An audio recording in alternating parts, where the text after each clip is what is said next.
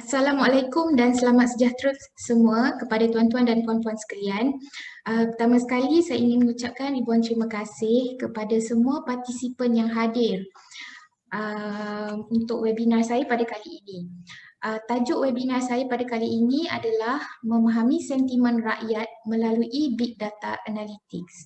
Okey, untuk pengetahuan semua, selalunya saya buat webinar dalam bahasa Melayu. Jadi pada kali ini saya akan buat webinar dalam dua bahasa, iaitu bahasa Melayu dengan bahasa Inggeris. Kerana panelis kita akan membentangkan topik dalam bahasa Inggeris. Jadi tanpa melengahkan masa, kita mulakan.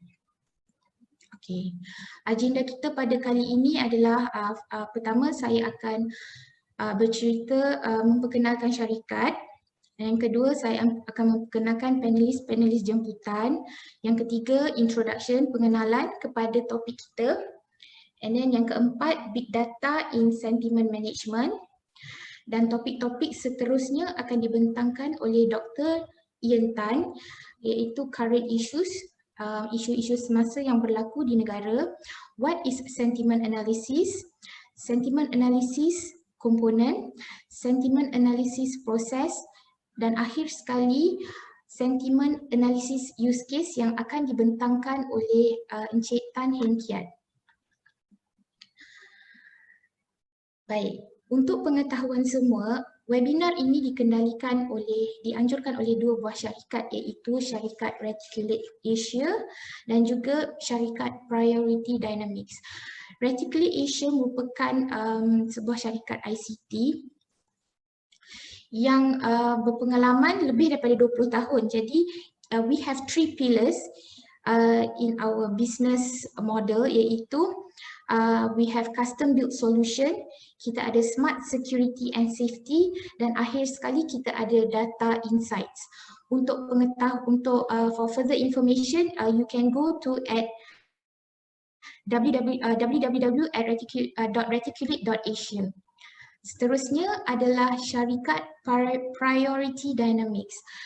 Priority Dynamics is a data technology provider that specialize in analytics, big data, machine learning, and artificial intelligence. We offer professional services and solutions to optimize business performance using actionable insights. For further information, you can visit their website www.prioritydynamics.com. Seterusnya, kita berkenalan kepada host. Saya sebenarnya adalah host untuk webinar ini. Nama saya Syarul Rani Abdul Razak atau lebih dikenali sebagai Nani Razak. Saya merupakan Sales and Marketing Director daripada syarikat Reticulate Asia Sendirian Berhad.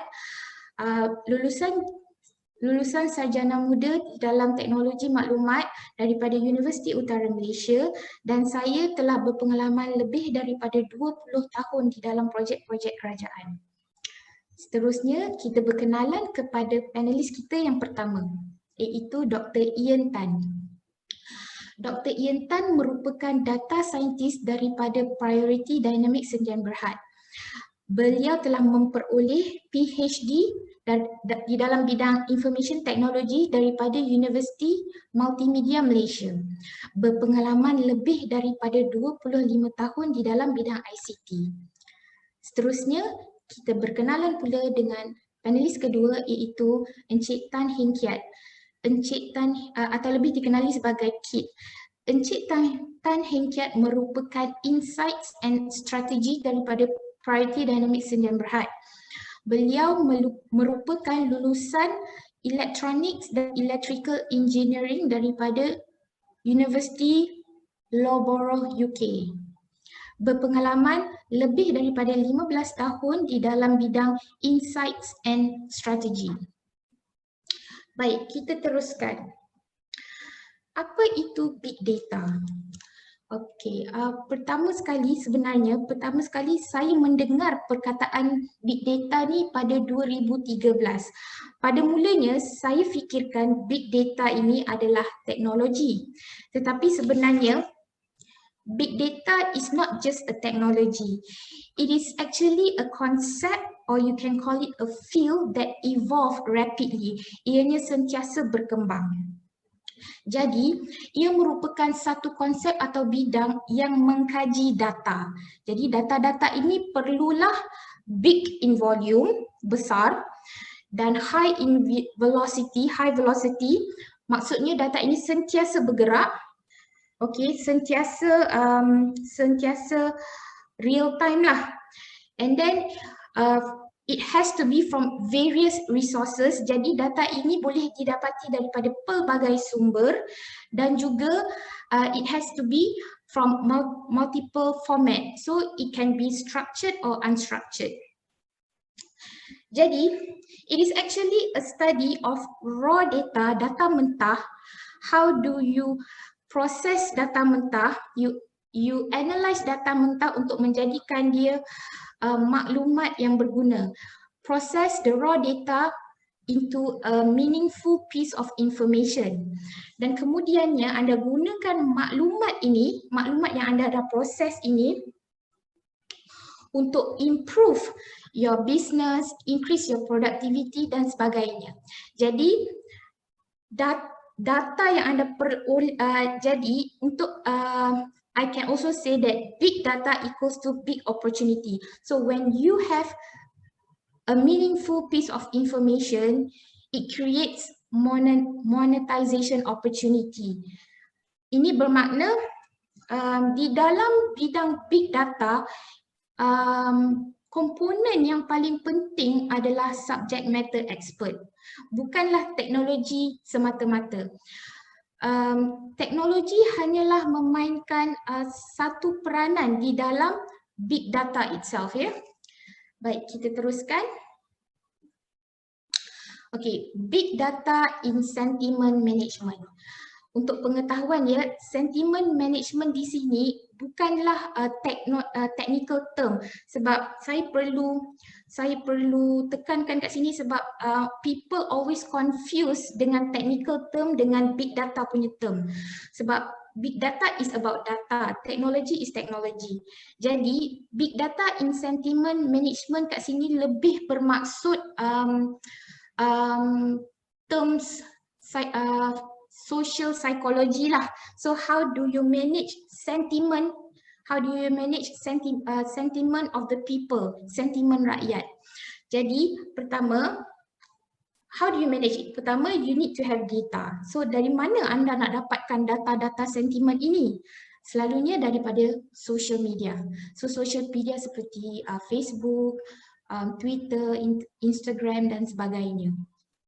Dan apabila anda memperoleh data-data ini daripada social media, bagaimana anda memproses, menganalisis data-data ini untuk menjadikan dia satu maklumat yang berguna dan menggunakan maklumat itu untuk your business strategy implementation. Okay, you can use that piece of information untuk analyze market needs and trending, untuk tracks and monitor your competition, untuk setting your benchmark and standard dan sebagainya lah. Okay, sebagai contoh ya, how this sentiment management in action. Jadi bila you dah memperoleh data tu daripada media sosial, you dah proses and then you dah dapatkan laporan daripada analisis tu, how do you use this piece of information into action? Saya bagi satu contoh. Katakan saya jual produk kecantikan. So saya nak tahu, saya jual produk kecantikan ini di media sosial. Jadi saya nak tahu feedback pengguna yang pakai produk saya. Sama ada mereka happy ke tidak, ataupun mereka tak berpuas hati, ataupun ada komplain ke dan sebagainya. Dan juga saya nak tahu produk-produk di sini demand paling banyak dekat mana. Jadi saya ambil data daripada media sosial. Dan kebanyakan data-data ini berunsurkan sentimen. Sentimen bermaksud perasaan ya, how does the rakyat feel, bagaimana rakyat tu opinion dia lah, pendapat dia, bagaimana dia rasa. Sebab tu sama ada dia happy ke, dia sedih ke, dia okey ke, dia biasa ke kan. Jadi apabila saya dah analyse sentimen ini, saya pertama sekali saya kena tahu apa yang saya nak. apa yang saya inginkan daripada data-data ini. So I must have a use case. What do I want to achieve? Katakan saya nak memperluaskan produk saya mungkin ke Sabah Sarawak. Jadi pertama sekali that is my use case. So my use case would be I need to have a piece of information sama ada tak demand dekat Sabah dan Sarawak. Kalau ada jadi macam mana saya nak tahu ada demand? Jadi data-data itu perlu diproses dululah. This is how you use that piece of information to improve your business ataupun to increase your productivity dan sebagainya. Jadi data yang anda peroleh itu sebenarnya digunakan bukan saja untuk satu bidang. Jadi apa saja bidang lah, apa saja bidang ia juga boleh digunakan untuk di dalam bidang kesihatan, bidang industri perkilangan, kerajaan dan sebagainya. Macam contohnya bidang perubatan, mental health ya, kita nak tahu berapa orang depressed. So kita pun ambil data daripada media sosial. So dari situ kita analyze.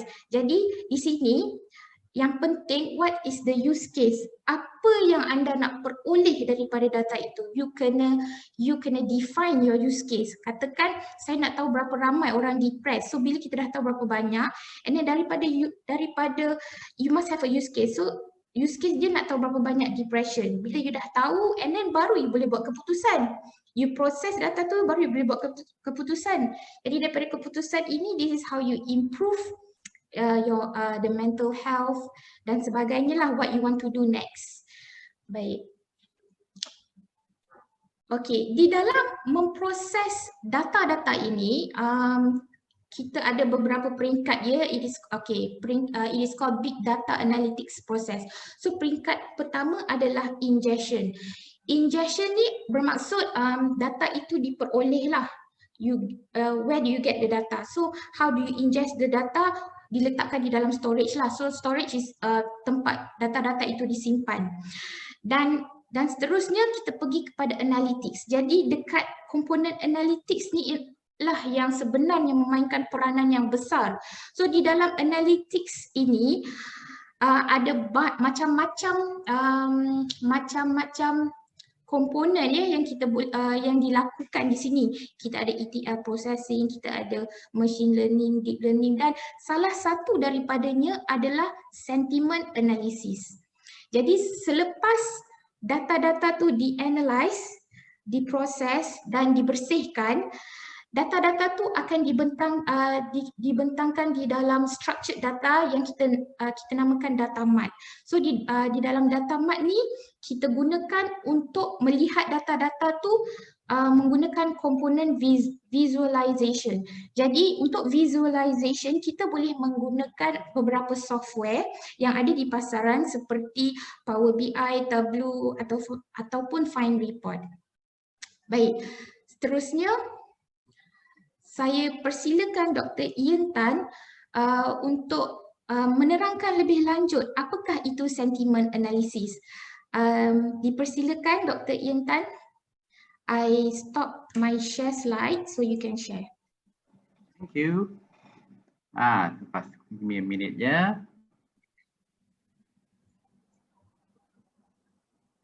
Boleh tak nampak? Boleh. Ada. Okey, nampak. Okay. Thank you, Nani.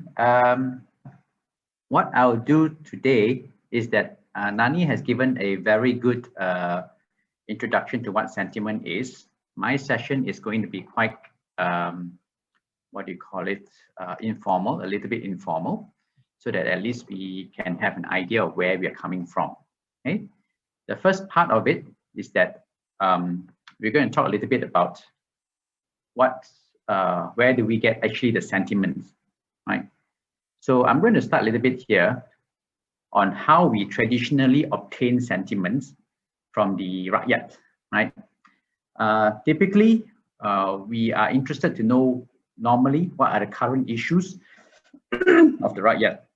One of the traditional ways of doing so is that we have maybe a head of village or penghulu mukim or maybe a village elders or ketua kampung, right, who then meet with the district representative, penghulu daerah atau apa-apa dia, and then pass the message forward, right?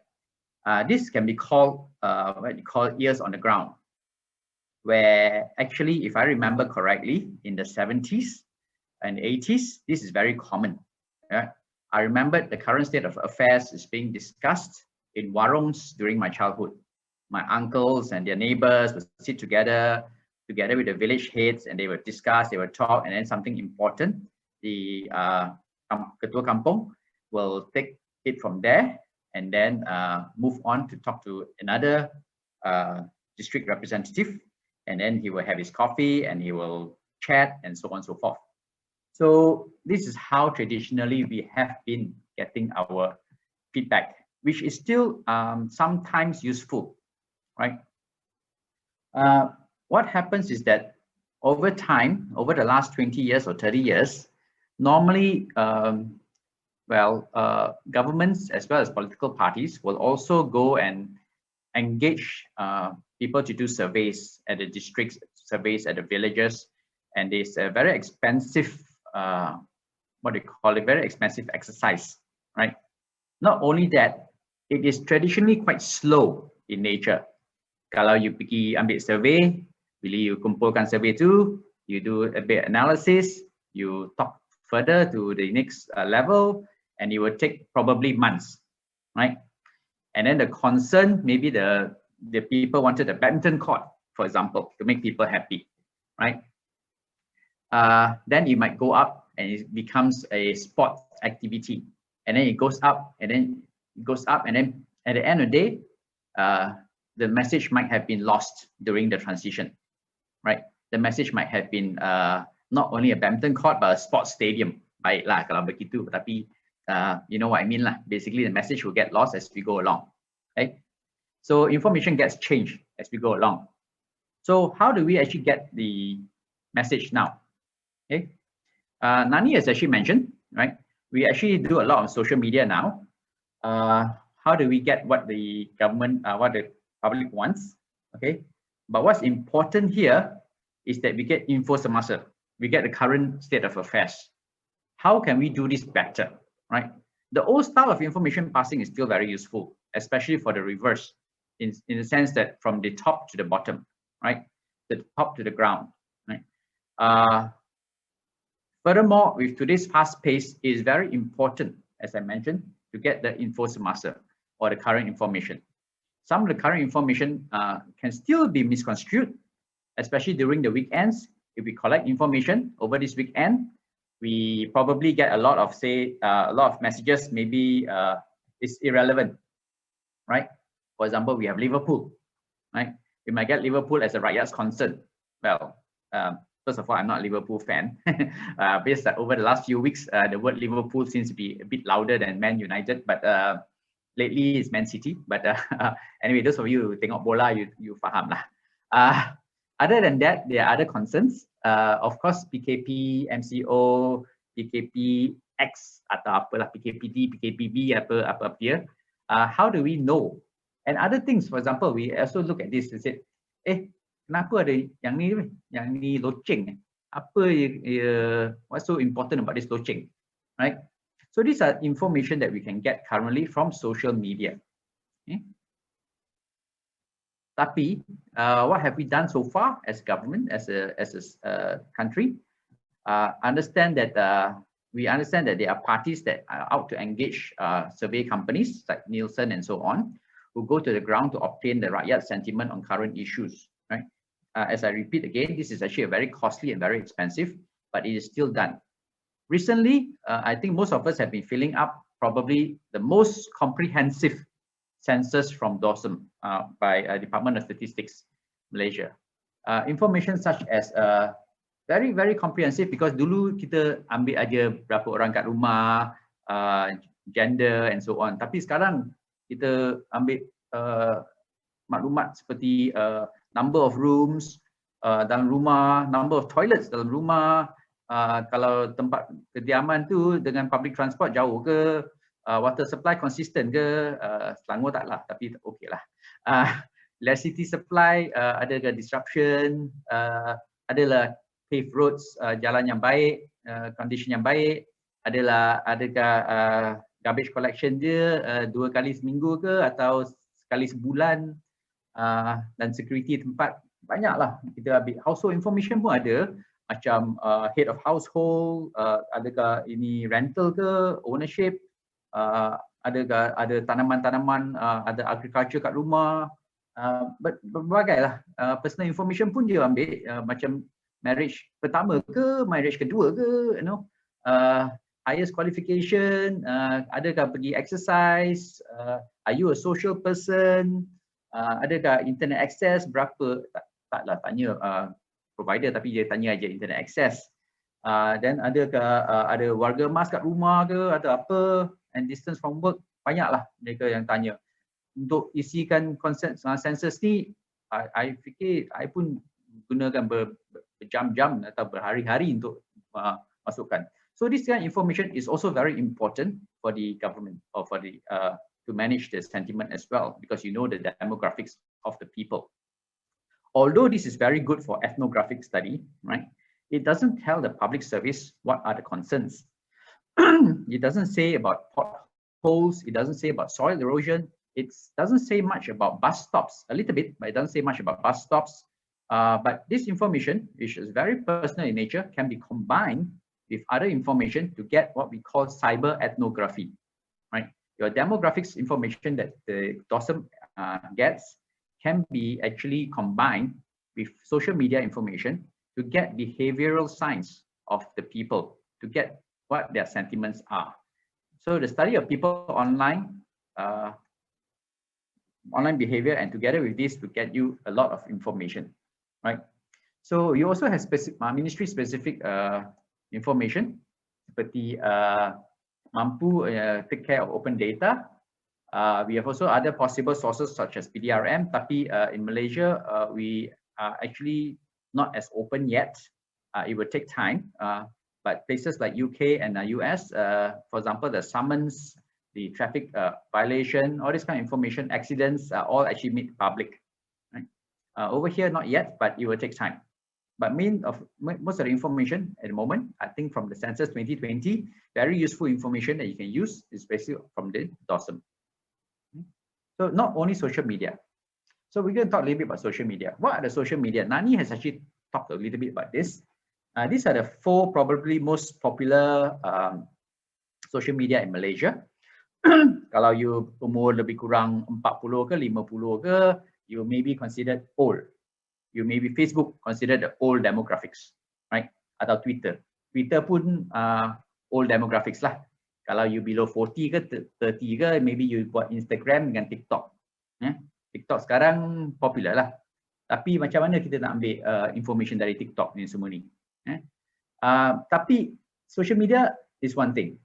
Yang penting sekali di Malaysia is that forums such as Cari Internet dan Rakyat.net are still very, very popular in Malaysia. Cari more for Malay and Chinese discussion, while Rakyat is more for traditionally, in the sense of the internet, the English medium. Right? Lepas ni Encik Tan Heng Kiat akan demo sedikit guna Power BI, dan dia information data dia kebanyakannya dari Rakyat. Okay? The information of these forums are very, very rich and a lot of, well, negative sentiment. But when you look at it from a positive perspective, the negative sentiment is basically topics of concern, right? Don't look at it as a negative sentiment, look at it as topics that want to be discussed. Yeah? So, what are the challenges? Well, Malaysia is a very multicultural society. We have people from different states, right? But note that some of us understand that when we speak Chinese, we have many dialects, Hokkien ke, Cantonese ke, Mandarin ke, Hakka ke, apa. Tapi bahasa Melayu itself, right? Every single state are also quite different, right? This is actually a meme that is developed or drawn by a student when he was in the university. I don't have the link to the person anymore, so I do not know who he is. This was some time ago when I was doing some project for basically a telco, and then they were actually mining some information to get some feedback on their services, right? So this problem here, not only for Malaysia, but also for different countries, they also have the same problem. For example, India. India, we know it as officially Hindi and English, but the largest social media language used in India is actually Tamil, right? By a little bit. Next is actually Hindi, and I think the one after that is forgot now what it is. Forgot what it is, but I was working with India's universities to look into this. And Indonesia, of course, is very different. Every island is extremely very different. Even West and East Java is actually very different. So similarly, we are very diverse, not in terms of multiracial, but also in terms of different colloquial languages, right? Remember, we talked about warung discussions a few slides ago, but these are generally okay because they're automatically translated along the way, right? So it's fine, but for social media purposes, they are not translated for us. Okay. So as an example, we have East Coast, even Kelantan and Terengganu may be a bit different because there's some localization in their areas. Then even East Malaysia, quite different, where Sabah and Sarawak, in fact, different parts of Sarawak is probably very different from the different indigenous groups and so on and so forth, right? It's definitely a lot more complex with the state government ICT companies such as Science also struggling to actually get this kind of information or understand from the social media, right? But what about even more localized context? When we say, most of the time when we look at standardized Malay, we call it maybe Selangorean Malay, where it's actually pretty much standard. People in Selangor generally, not always, generally are probably the use whatever you learn from school basically, right? But even then, there is to be taken into context, right? There are probably several slangs or conversations that are very localized, right? I say you say Subang Jaya, then you have all these modernized words, havoc, wok, atau apa dia. I also do not know what they are lah. Okay, but these are basically very localized. Furthermore, it's not only limited to Malay, English, or Chinese dialects and variations. Of course, we have Manglish, we have Singlish, we have Malaysian Manglish, right? But we also have very strong foreign language influence, right? North of Peninsula, we also have some localized words. In fact, it's so mixed that we have, as we say, we are very multicultural. We can have a single sentence that comprises of maybe 3 or 4 languages, right? When we go to order our roti canai, we probably call the person Tambi, renda roti canai, please, or tapau. No, this all is English, Malay. It's very, very complicated. These are very, very big challenges for social media analytics, right? To get back the sentiment. Okay? So what are the main challenges? Now, kita talking about mainly about sentiment, right? Sentiment is one thing. But before we talk about sentiment, we need to talk about what is the sentiment about, right? The about part, which is what we call topic, right? What is the current topic being discussed and is of interest to the people, right? It's not earlier on I had this word cloud here. Kita nampak Liverpool ke, bola ke, badminton ke, apa lagi? Peperiksaan MCP tu apa tak tahulah. CMCO, loceng. Loceng tu apa dia? Kenapa tak talking about loceng pula? Kerja, wang, and so on and so forth lah. Kita banyak grab. So we need to figure out what is the topic, okay, before we talk about the sentiment. Okay, sentiment biasa kita tahu negatif, neutral, positif, tapi it's actually more than that. So topic, there are many messages. Okay, so how are we going to do this? This itself is actually the main challenge, not the sentiment itself, right? The main challenge is actually the topic. It's very important for us to know what topic is the Rakyat talking about, what topic do they have a sentiment about, right? So typically we will look at, I will not go into the technical details, that one we can take it offline, right? Typically we will look at relationships between words and we cluster them together. Yeah, there are many ways to do this, and the most common is something what we call the latent derivative analysis, which is called LDA. So we can see that things like bola, football, Liverpool sebenarnya bandar. Tapi in this context, probably when we say Liverpool, we talk about football lah, right? Badminton. What about loceng? Okay, what is this actually? Do we group this together as bersenam, or do we group this together as or this just the top 3 as football? Tapi if we talk about football, it's not really of concern. If we talk about bersenam, then it's actually of rakyat's concern, right? And loceng. Now, loceng is something that is probably very localized. If I think quite a few of you are probably living in Putrajaya and so on. Okay, if you live in Putrajaya, you probably understand this loceng actually is to do with the bicycle, right? If you search for Putrajaya's social media, you will see a little bit about loceng about 2 weeks ago or 3 weeks ago. Okay. Then again, we say, okay, satay, teh, this teh here can be a misspelling, so it can be de or teh. Sedap, daging, what about pasar? Is this talking about food, about what PKP is affecting them, or whether they can get good quality food or they can get delicious food? Then of course, there's also exams, peperiksaan, SPM, is talking about schooling and issues like that. So if we can actually get the topics to maybe say bersenam, makanan, schooling, if we can put them together, right, that is what we call topic modeling, right? After we do the topic modeling, we need to do sentiment analysis, right? Not only is it about negative, neutral, positive, right? Sentiment analysis is actually a lot more than that. It is a subset of what we call text classification, right? Where we look at the text and we determine what's the sentiment of the text, which is basically a classification, right?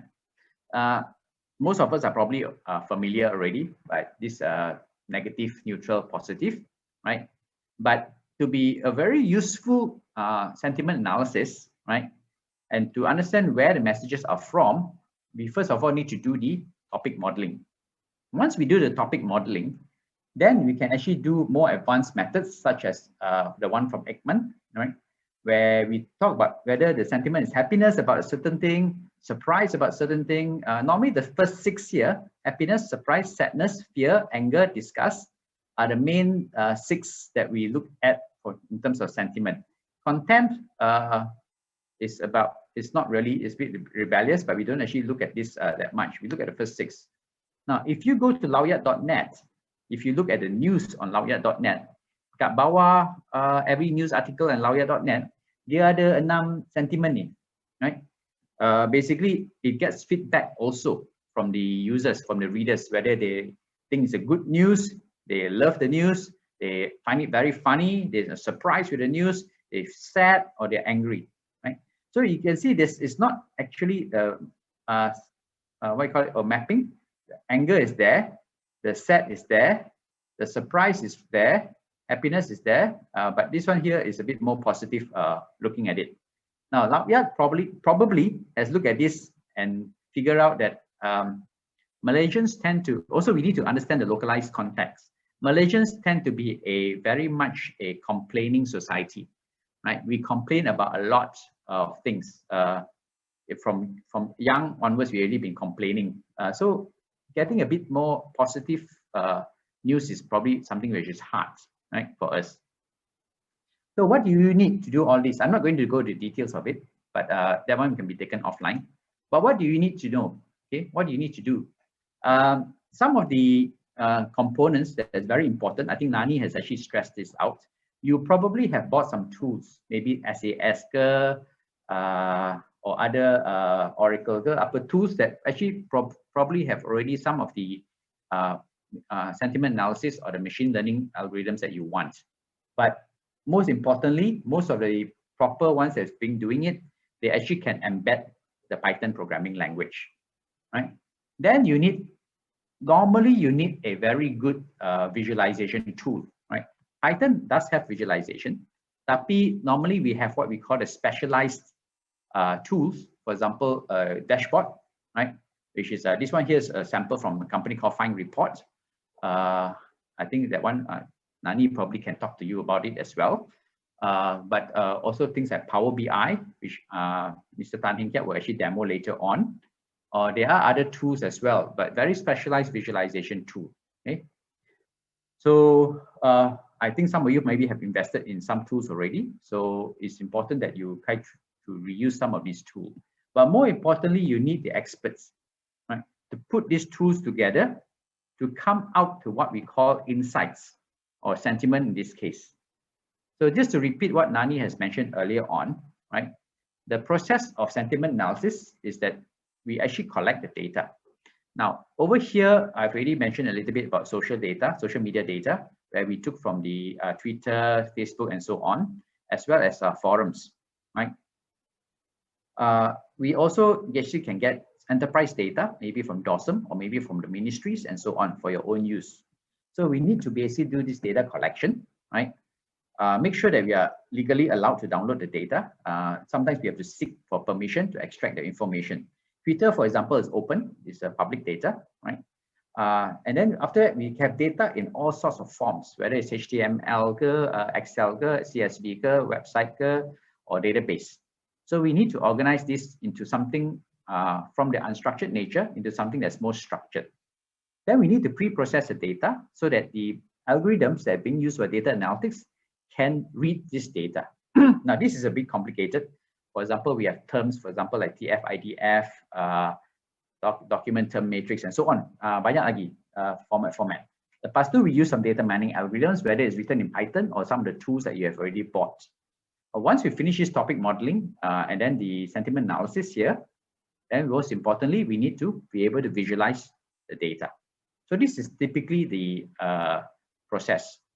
I will not take too much time. I know I talk a lot. Okay. I'll give a quick demonstration using telco and other industries as example. Mr. Tan Hin Kiat will probably give a demo using Power BI, right? So I'll pass this over to Mr. Tan. And if anything, or Kit, if anything you want to ask, please feel free to use the Q&A. I will try to answer at the Q&A section. Otherwise, you can always contact Nani later on. Right, I'll pass it on to Mr. Tan first. I should stop my share. Hi, guys. Okay, I have some slides to share before I start the demo. But there's a question. Maybe Ian, you want to take that first? Yeah, I'll take the questions on the Q&A. Oh, okay, sure. Should be this one. Okay, can you see the screen?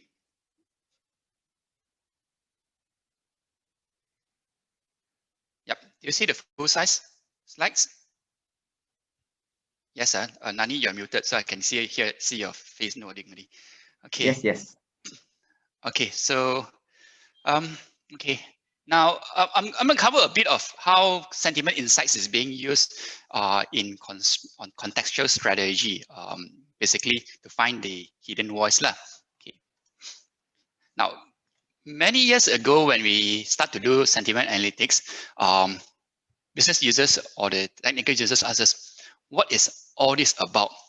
Then, of course, it's hard to explain in a very layman term, but then I recall a song that was composed by Paul Overstreet before that was being popularized by, I can't remember that name, the singer name. But anyway, it's when you say nothing at all. At the last of it, it says, yeah, you said it best when you say nothing at all. So that actually creates like a thinking point. What do you mean by when you say nothing at all? This is like romantic talk only. It doesn't really make a technical sense or translate into business value. So then we compare a bit. We look into traditional surveys, okay, where you want to get the market view on things and so on, which is actually part of a sentiment as well too. But probably with traditional surveys in current way of doing business, especially when you talk about digitalization and somehow we have COVID, how are you going to do the face-to-face survey? You can go on SurveyMonkey and all this stuff, but still there's limitation.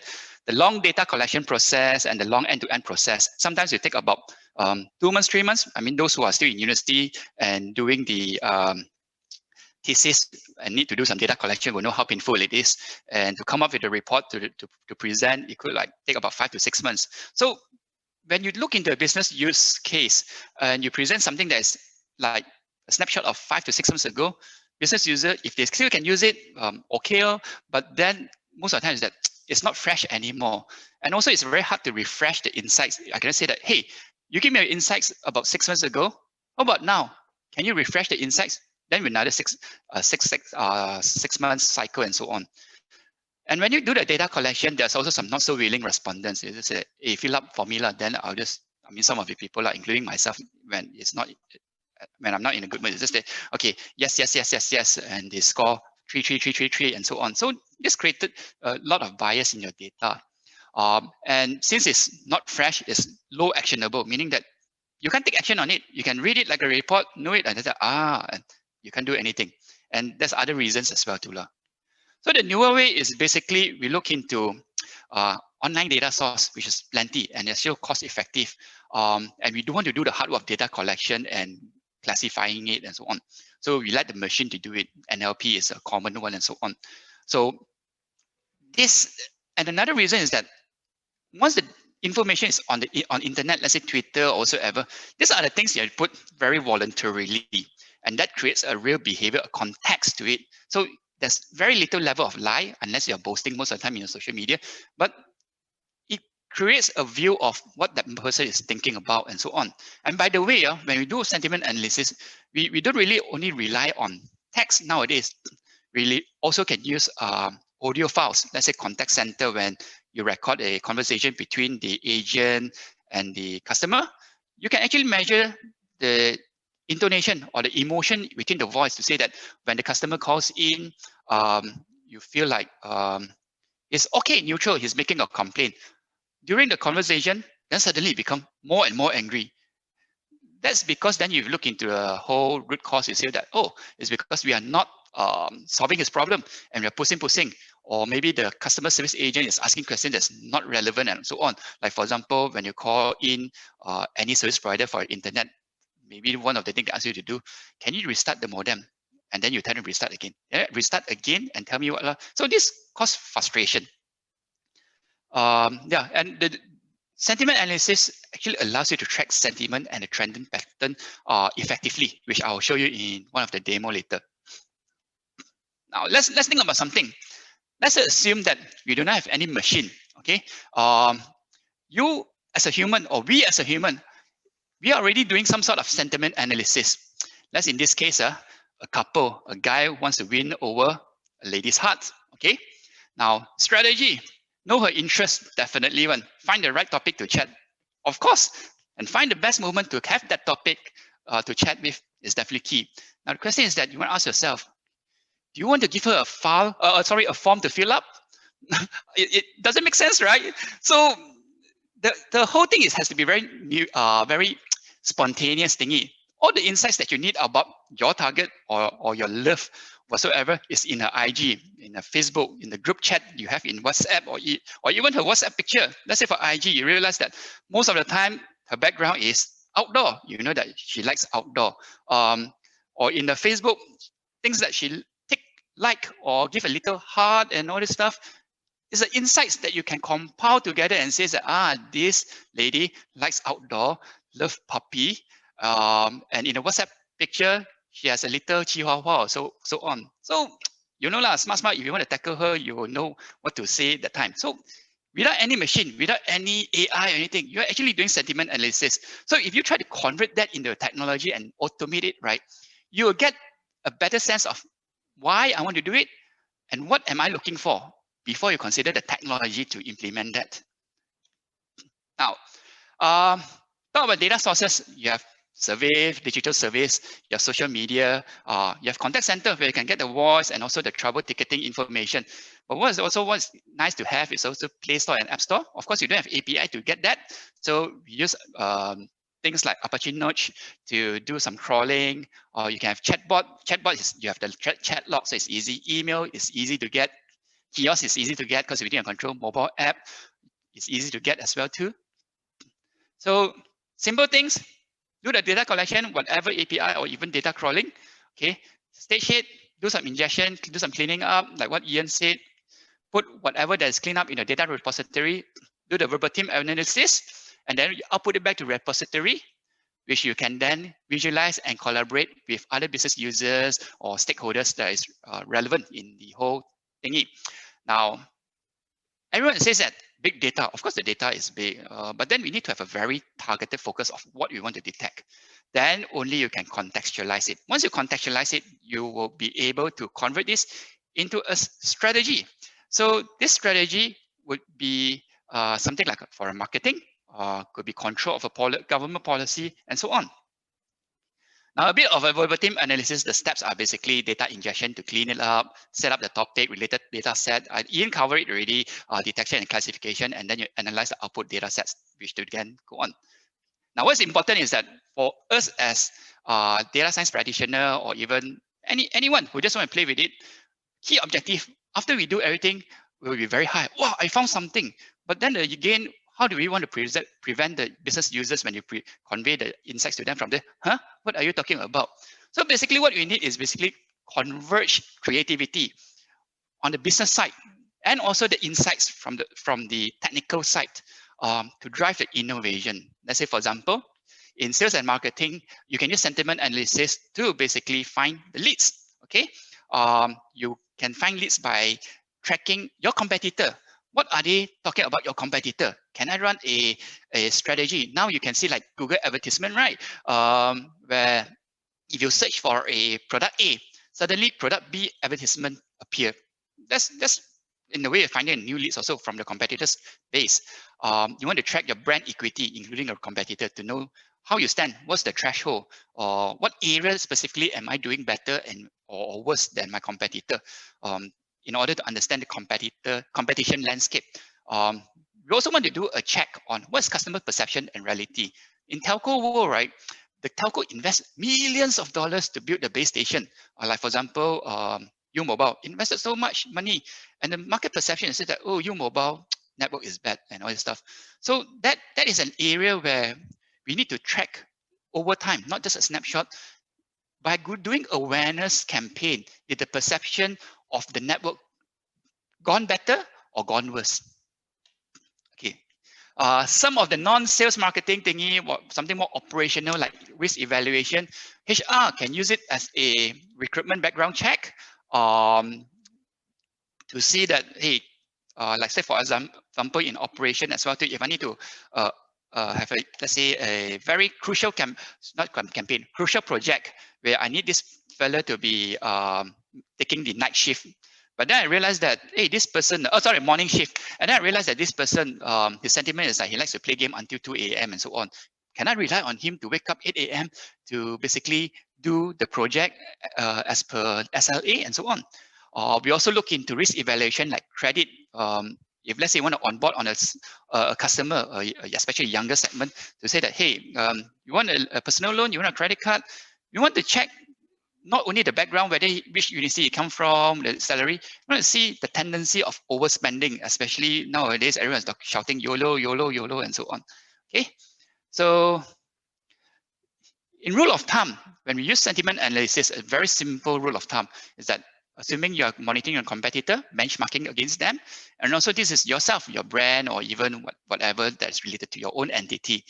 Now, if your sentiment is trending up, okay, and your competitor's sentiment is trending up as well too, then you definitely want to differentiate. That's a very simple rule of thumb. If your competitor is trending down and you're trending up, you want to attack them. And it's a good time to attack, and you know when to attack, what area to attack, what message you want to send out to your competitors base in order to attract them to come in. When you are trending down and trending up, you should gonna attack one. So you need to defend unless that guy don't even do any tracking. So if both are trending down, stay low, small move, no big hoo-ha, don't tiba-tiba launch a new product because no one will pay attention to you. Your market integrity is at the lower end and so on. So you need to improve on that before you move on. Okay, so I'll go play a bit with things that we have done a few years back, not the latest one, the data that I've collected a few years back, so that you can realize that a few years back of technology, what can you get from sentiment analysis? Then you can imagine what the things that we can do now with the audio files or with the pictures or facial expression can contribute more to the sentiment analysis. Now, things that we have done here is on Python. We use NLP libraries, we use Power BI desktop to do it, and all are license free. And you do big data, you think you need to have big infrastructure. No, we did it on our own laptop. I'm gonna stop sharing for a while and share the new screen. Okay.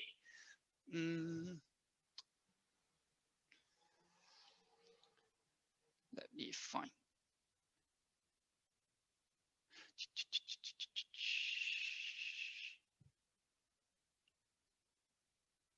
Hold on, please. Hold on, please. Where is my screen?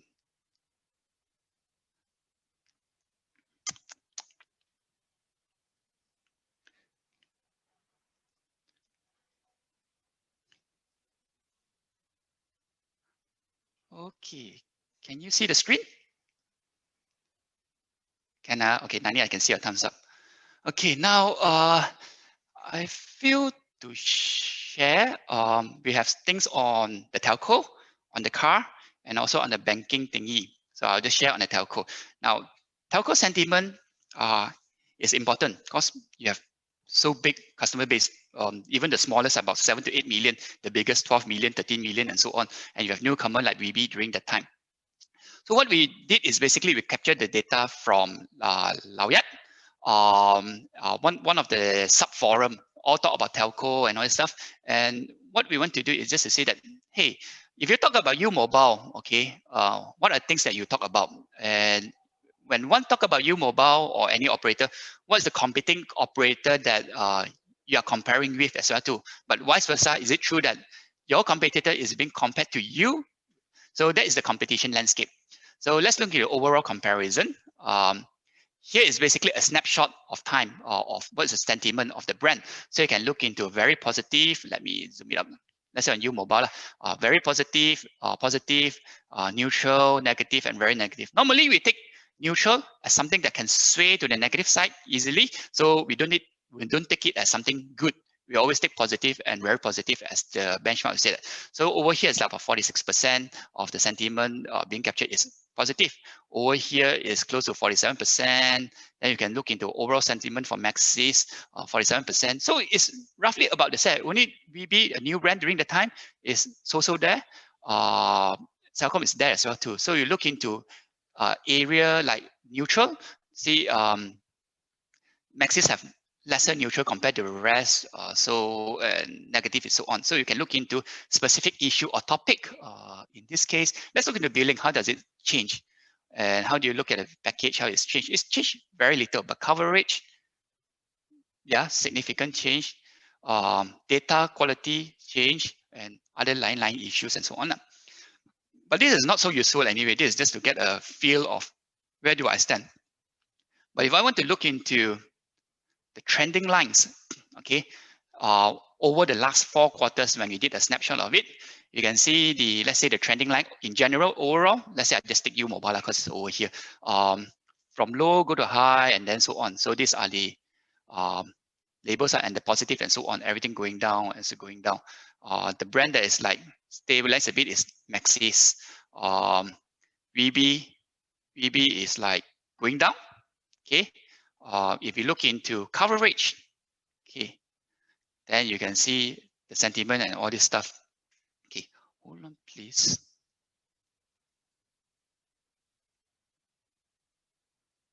Okay, so these are the trending lines or the index you can play with on a very specific topic. You can talk about package, how it changes data quality, how it changes and so on.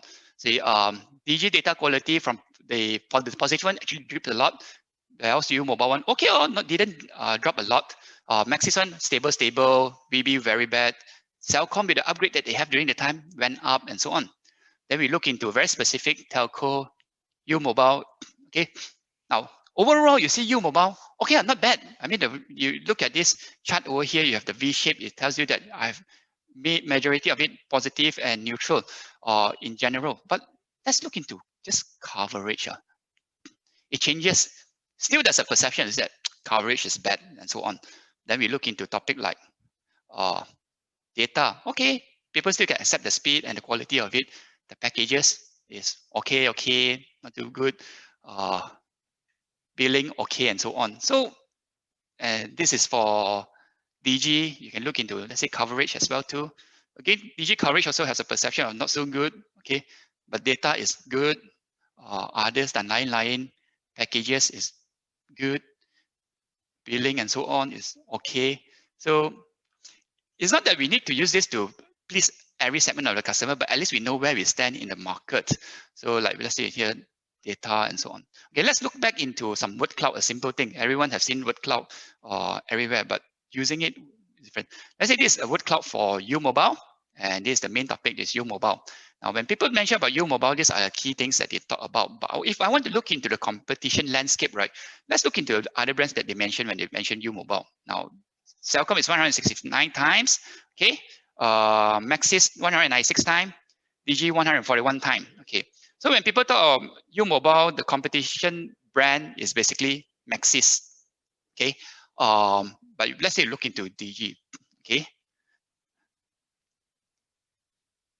See, when Digi is being mentioned, U Mobile, sorry, let me expand. U Mobile 276 times, Maxis 103 times. So, and let's see where's Celcom, 171 times. So when people talk about Digi, they compare it with U Mobile. Whereas when people talk about U Mobile is loading, U Mobile, people talk about Maxis more than Digi. So I could, so in the sense is that I could, A could be competing with B. B is not competing with A. B is competing with C directly. But of course, in the whole industry, everyone is competing with everyone. But if you look into the market sentiment, right, how they mention the brands and so on, you will know that which one is my priority competitor. It's not always true that pricing leader competes with pricing leader, quality leader competes with quality leader, service leader competes with service leader, and all this stuff. So the days where Celcom competes with Maxis, Digi competes with U Mobile are not really true anymore, or if you really look into the sentiment. And this information will help the marketing guys or business guys to basically have a better strategy to understand the life cycle of the customer and what is the message to go in and knowing what are they comparing with and so on. So this is another one. Okay, bank app sentiment. What I want to demonstrate here is that the ability of getting data by web crawling, okay, on the Play Store or App Store, which is two major OS, actually give us information of what's the market perception on the bank's mobile application. Now, which also tells an indirect indication of what's the customer experience in their so-called digitalization initiative, because mobile app and online banking are all this front end where it's customer facing. Okay, so yeah, so in just the overall snapshot, we can look into topic that we have detected, whether it's bug crash, iOS issue and other stuff, which is similar to telco. You just want to see where you stand compared to others and so on. But if you look into just, let's say, simple word cloud, so again, we look in the bank. When people use Hong Leong, when people compare their app, they look into Maybank and CIMB Bank. But when people look into CIMB or using CIMB Bank, they actually compare with Maybank more. Maybank also compete with CIMB Bank. So Hong Leong is like gonna attack by two sides, and they need to focus on two major competitors, whereas these two one-to-one. But if you look into lock-in issue, let's say lock-in issue, okay. I mean, app. Sorry, let's select all. Let's select all first. Okay, so when it refresh. So in general sentiment, right, for CIMB, which is Octopus, actually I shouldn't mention CIMB. It should be Octopus. Login is an issue where they can't use the fingerprint, the password issue, fail to log in, and so on. Whereas two other apps will have login issues. So if you look back into the so-called the update from forums or even Twitter or Facebook, we do see that people complain about CIMB app cannot log in, this and that, and so on. So then you can look into feature requests, what kind of features that they want. They want to have some transfer issues, some artificial intelligence. For this Maybank thingy, you can have like other QR code issues and all this stuff. So we can actually here there's fingerprint login and all stuff. So these are the issues that we can detect. The other one is car sentiment. Car sentiment, we have an overview. What's the score Then we have a sentiment trending. Let's say Proton over the years from 2006. Oh, okay, not too bad. And then drop back a bit. Honda drop and then recover. Mazda, okay, quite high and so on. Then you can look in the monthly trending of it, and then you look in the yearly trending, all this, and then you do a monthly comparison, all this stuff. But the monthly trending is similar lah. So you can see, if let's say I amplify this, of course I just need to shrink everything into a single view. If I amplify this, if I know that my sentiment is up, if I look at this line, right, there's nothing I can do because my other competitive sentiment is not going low as well too. It's still quite okay, not too bad. So I cannot attack these two brands and so on. Whereas let's say if here my sentiment is low in 2016, most probably Honda is also bad, but for Mazda, if Mazda knows this, then Mazda could basically compare their brand to say that Honda and Proton, to say that, hey, maybe you want to upgrade a bit from Honda or Proton, pay a bit for premium, which Mazda can offer and so on. And then you can play around that time period where it's actually from Rakyat lah. We capture the time period, you can see and stuff. So now I'm not emphasizing on the visualization tool. Any visualization tool is good enough. It's just a tool. It's how you want to present the information and what's the index that you want to show or track in order to justify a business case or a strategy. Yeah. So yeah. So that's all about it lah. To share the stuff, and yeah. Nani, over to you.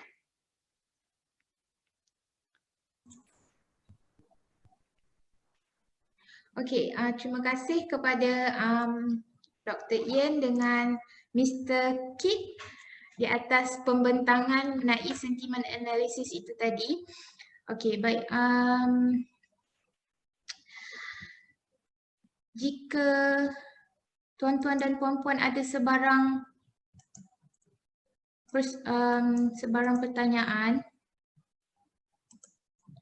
ataupun soalan, sekejap, saya share my screen. You can contact me. Sekejap. Share my screen. Okay. Jika tuan-tuan dan puan-puan ada sebarang pertanyaan, you can contact me directly. Okay, or email me. Then I will attend to you lah. Okay, kalau ada nak tanya benda yang lebih lanjut lah. Yeah, macam nak tahu, you want to know what do we provide, what are our services and what the tools that kita pakar dalam lah. Untuk buat masa sekarang ni, untuk big data tools yang kita pakar adalah Tableau, Find Report dengan Power BI. So these are one of the tools, and also dari segi data modeling, data modeling semua tu kita ada pakar SNP jugalah. Kita ada data scientist kita. Jadi jika tuan-tuan dan puan-puan ada keperluan untuk kami bantu untuk bagaimana tuan-tuan dan puan-puan nak improve your business menggunakan big data, nak memahami apa sentimen di luar sana, lepas tu nak translate data tu untuk jadikan maklumat berguna dan gunakan maklumat ini untuk improve your business. We can do the data insights for you, the data modeling for you. We can do that. Okay. So sekarang ni dah pukul 12 minit. Jadi jika tidak ada apa-apa lagi pertanyaan, saya akhiri webinar ini dengan ribuan terima kasih kerana sudi hadir sehingga akhir rancangan. Semoga berjumpa lagi di webinar akan datang. Okey, terima kasih semua. Thank you.